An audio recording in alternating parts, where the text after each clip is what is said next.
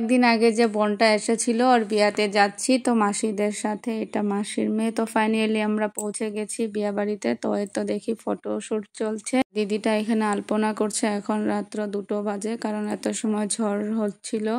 তো ফাইনালি কয়েকজন বোন সুন্দর করে রেডি হয়ে আসছে সেজে। তো এই তো দীপার সাথে এখন আমরা একটু কথা বললাম, আর ঝড় উঠছিল তো সবাই অন্ধকারে ছিল। এখন জেনারেটর দিয়ে লাইটটা জ্বলিয়ে নিল। এই তো দেখো মনি মডেলিং করছে।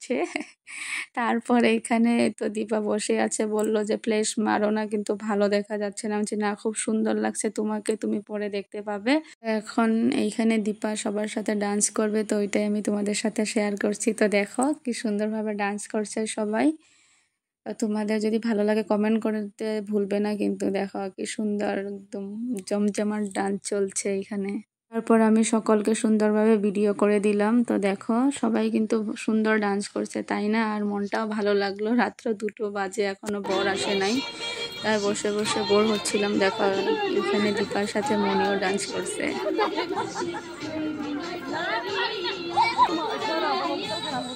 দিদা যে আলপনা করছিল, ফাইনালি আলপনাটা কমপ্লিট হয়ে গেছে। দেখো বৃষ্টি ভেজা এখানে কি সুন্দরভাবে আলপনা করে ফেললো। তো বর চলে এসেছে।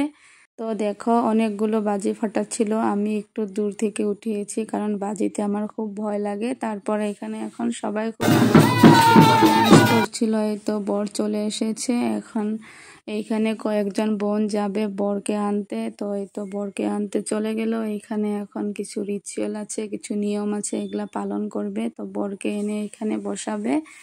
তো সবাই গেট ধরেছিল। তো এখানে বরকে মিষ্টি খাওয়ালো, তারপর আরো কি কি নিয়ম আছে এইসব করলো। করার পরে দেখো কিভাবে স্প্রেগুলো মেরে সবার সাজ নষ্ট করে দিল।